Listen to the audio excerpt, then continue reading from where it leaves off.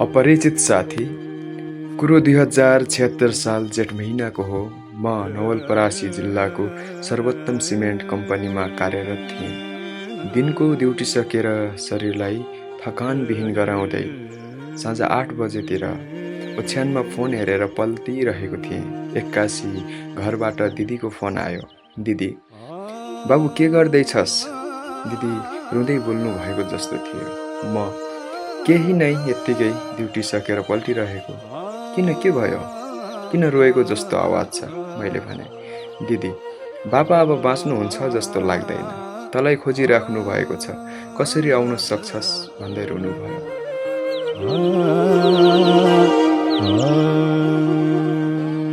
म केही नबोली ल म हेर्छु कस्तो हुन्छ भनेर फोन काटिदिएँ। पश्चिम पाल्पा जिल्लाको एउटा गाउँमा मेरो घर थियो। विगत 3 वर्षदेखि 68-69 वर्षको मेरो बुवा प्रेसरले हानेर ओछ्यानमै थला पर्नु भएको थियो। औषधि निरन्तर रूपमा खानुभएको बुवाको त्यो खबर बिहे गरेर गएकी दिदीले माइत आएर मलाई सुनाउँदा निकै डर लागेको थियो। हुन त म घर गएर कम्पनी फर्किएको 9 दिन मात्र भएको थियो। आमा अनि बुवा ठिकै हुनुहुन्थ्यो। बुवा बिमार नै भए पनि त्यस्तो समस्या केही थिएन।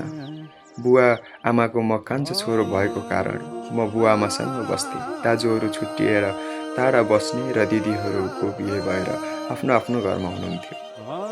त्यो दिन सबैजना दिदी दाजुभाइहरू भेला भएर मलाई खबर गरेका रहेछन्। नवलपरासीदेखि गाउँ जान दूरीले टाढा नभए पनि कोरोनाको पहिलो लकडाउन भएको कारण सवारी यातायात घुम्न सक्दैन थियो। केही मालवाहक ठुला गाडीहरू कम्पनीमा फ्यात्तफुत्त आउने जाने गर्थ्यो। मैले त्यसैमा आफ्नो दुःख आफूभन्दा सिनियरलाई सुनाएपछि करिब 9 बजेतिर सिमेन्ट लोड भएको पश्चिम जाने ट्रकमा चढाएर मलाई घर जाने वातावरण मिलाइदिनु भयो। ट्रक करिब 1 घन्टाको बाटो अगाडि आएपछि खाना खाएर एकछिन आराम गरेर जाने भनेर ट्रक ड्राइभर र सहचालक गाडीदेखि झरेर होटलतिर लाग्नुभयो। मनमा बाबाको अन्तिम श्वास भेट्ने धोकोले भित्रभित्र उकुसमुकुस भएको म केही नबोली ट्रकबाट झरेर अलि पर पुलिस चौकीनिर पुगे। मान्छेसम्म हिन्डुल गर्न नपाउने भएको कारण पुलिस सरले मलाई सोधपुछ गर्न लाग्नुभयो। मेरो त्यो दुःखद बोली अनि मनिल अनुहार प्रष्ट पढ्नु भएको पुलिस सरले फेरि पश्चिम जाने ट्रक रोकेर मलाई चढाइदिनु भयो। म ओर्लिनु पर्ने ठाउँको पूर्व पश्चिम राजमार्गमा मलाई ट्रक ड्राइभरले झारिदिनु भयो। रातिको करिब 11 बजेको थियो। त्यो पूर्व पश्चिम राजमार्गदेखि करिब 9 किलोमिटर उत्तर पाल्पा पर्ने गाउँ जानको लागि कुनै साधन थिएन। भनिन्छ नि, मान्छेलाई परेपछि केही चिजसँग डर लाग्दैन रे। म आफ्नो झोला टिपेर गाउँ जाने बाटो लाग्न थालेँ। त्यो सहरदेखि मेरो गाउँ नपुग्दासम्म बिचमा एउटा बस्ती घरसम्म छैन। कालो अँध्यारो जङ्गलको बाटो थियो। मेरो दरको अगाडि बुवाको श्वास ठुलो थियो र म अगाडि बढिरहेँ। त्यो सहरमा कुनाको अन्तिम घरसँगै आर्मीको क्याम्प थियो, जुन क्याम्पभित्र हुँदै मेरो गाउँ जाने बाटो थियो। लकडाउन भएको कारण गाउँबाट मान्छेहरू सहर आउन मनाही थियो भने सहरबाट गाउँ जाने मान्छेहरूलाई पनि आर्मी सरहरूले फर्काउनुहुन्थ्यो। राति करिब 11:30 बजे आर्मी सरले मलाई सोधपुछ गर्न थाल्नुभयो र मैले आफ्नो समस्या विनम्रतापूर्वक सुनाएपछि मलाई प्रश्न गर्दै यो रातको समयमा कसरी जानुहुन्छ? एक्लै जङ्गलको बाटो भनेर जाने अनुमति दिनुभयो र म त्यहाँबाट सरासर अगाडि बढ्न थालेँ। करिब 20-25 मिनेट हिँडेपछि जङ्गलको बिचमा एउटा बर पिपलको चौतारी छ, जहाँ पैदल यात्रीहरू जाँदा आउँदा बसेर हावा खाने गर्दछन्। रातको 12-10 बजेको थियो। म चौतारीनिर पुग्न आँटेको थिएँ। मलाई चौतारीमा कोही मान्छे बसिरहेको जस्तो आभास भयो। त्यो मध्यरात्रिकालीन समय किराकिरीको चिरबिर आवाज बाहेक केही थिएन। त्यस समयमा चौतारीमा कोही मानिस बसिरहेको दृश्यले मेरो शरीरमा काँडाहरू फुल्न थाल्यो। एकैछिन अडिएर हेरिरहे अनि मनलाई दह्रो बनाउँदै त्यो मानिस नजिकै गएँ। करिब 20-22 वर्ष उमेरको देखिने अत्यन्तै सुन्दर एक युवती रहेछन्। मैले एक्कासी प्रश्न गर्न थालेँ, म हेलो, हजुर यति राति एक्लै यो जङ्गलमा के गरी बस्नु भएको? उसले जवाफ दिएन। मैले फेरि उसको अगाडिपट्टि गएर प्रश्न गरेँ। म कता हिँड्न लाग्नु भएको यो रातिमा? एक्लै हुनुहुन्छ या कोही साथी पनि हुनुहुन्छ हजुरको? युवती म पनि माथि गाउँसम्म जानको लागि हिँडेको। एक्लै भएर यहीँ बसेको थिएँ। हजुर आउनुभयो, साथी भयो, ऊ खुसी भयो जस्तो देखिन्थ्यो। म माथि गाउँ कहाँसम्म पुग्नु पर्ने? कसको घरसम्म जाँदै हुनुहुन्छ? योभन्दा अगाडि हजुरलाई कहीँ कतै देखे जस्तो त लाग्दैन।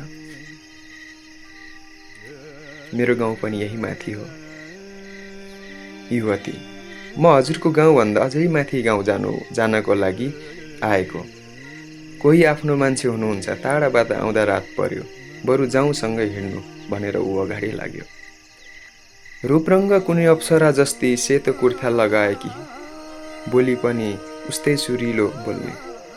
मैले केही कल्पना नै गर्न सकिनँ। म सपना देख्दैछु या हकिकत हुँदैछ। ऊ अगाडि केही कुरा सुनाउँदै हिँडिरहेको छ। म उसको पछि हिँडिरहेँ। मलाई उसको कुरामा भन्दा पनि आफ्नो मनमा खेलेको दोहोरो कुराले केही सोच्न नसक्ने बनाएको थियो। ऊ कहिले सँगै भएर हिँड्छ त कहिले अगाडि पछाडि भएर हिँड्छ। भूत प्रेत हुन्छ भन्ने सुनेको थिएँ, फेरि यो त पुरा मान्छे जस्तै छ। योसँग कसरी छुटेर एक्लै जानु पाए पनि हुने मनमा दोहोरो तर्कहरू खेलिरहेको थियो। बाबाको त्यो हालत छ घरमा, म बाटोमा यस्तो हालतमा हिँडिरहेको छु। केही छिन पछाडि गाउँभन्दा तल विश्राम गर्ने एउटा ठुलो रुखको छाहारी छ, जहाँनिर हामी पुग्यौँ। म हेलो, सुन्नुहोस् न, एकैछिन बसेर जाउँ है, साह्रै थकाइ पो लाग्यो। युवती हुन्छ नि, बसौँ एकैछिन, मलाई पनि प्यास अनि थकाइ लागेको छ। ल बसौँ भन्दै मैले झोला बिसाएँ। त्यो ठुलो रुखमा टाउको अड्डाएर बसे। ती युवती झोलाबाट सायद केही खानेकुरा झिक्दै थिइन्। म बुसुक्कै निदाएछु। करिब 1 घण्टापछि भ्युजिएर घडी हेर्दा 3 बज्न लागेको थियो। म झसङ्ग हुँदै त्यो युवतीलाई यताउता हेरेँ, कतै देखिनँ। म उठेर वरपर हेर्न लागेको थिएँ। गाउँ जाने बाटोको अलि माथि बसेकी उनले मलाई खोज्नु भएको हो र भनिन्। म झोला बोकेर फेरि उसको पछि पछि लागिरहेँ। उसँग कुरा गर्दै जाँदा गाउँ पुग्न करिब 15 मिनट जति समय बाँकी थियो। उसले मलाई प्रश्न गर्न लाग्यो। युवती अनि म साथी नभएको भए यो बाटो आउन डर लाग्दैन थियो हजुरलाई? म आउनु पर्ने नै बाध्यता थियो। हजुर भेट नभएको भए सायद आधा बाटोसम्म घरदेखि कोही मान्छेलाई लिन बोलाउँथे होला नि। युवती ए त साँच्चै हजुरको बुवालाई सन्चो छैन नि हगि? म बुवाको त मैले हजुरसँग केही कुरा नै गरेको छैन। कसरी थाहा पाउनु भयो हजुरले? युवती हजुरले नभने पनि मलाई सबै कुराहरू थाहा छ। यदि भन्दै उनी अलि अगाडि पत्ती लागिन्। म तपाईँ भगवान हो र तपाईँलाई सबै कुरा थाहा हुन्छ? यही भन्न भ्याउँदा नभ्याउँदै ऊ मेरै सामुन्नेदेखि कहाँ हरायो पत्तै पाएन। मेरो घर जाने चोक आएको थियो। त्यहाँबाट घरको बत्ती देखिन्थ्यो र म चिच्याउन थालेँ। घरमा थुप्रै मान्छेहरू भेला भएका रहेछन्। सायद बाबालाई कुर्न बसेका गाउँलेहरू थिए।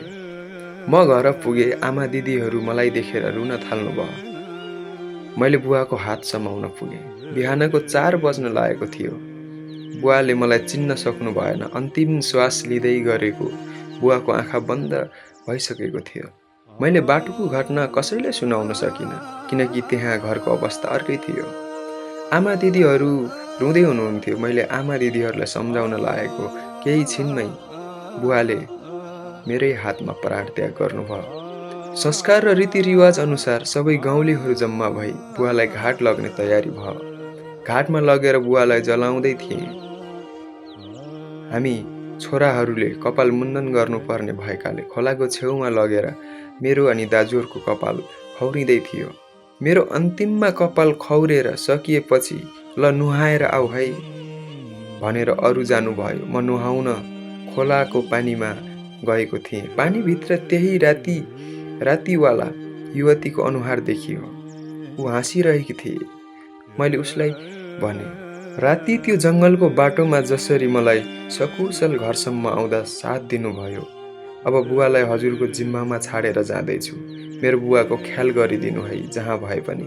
यति भन्न भ्याएको मात्र थिए उनी हाँस्दै त्यो पानीबाट कता हराइन् मैले पत्तै पाउन सकिनँ। मैले बुवाको अस्तु सेलाएर घर आउँदासम्म ती युवतीको बारेमा सोचिरहेँ। सायद भगवान नै लिन आउनु भएको रहेछ बुवालाई। म ढुक्क भएको छु। बुवालाई स्वर्गको धोकासम्म ती युवतीले पुर्याएको हुनुपर्छ। धन्यवाद।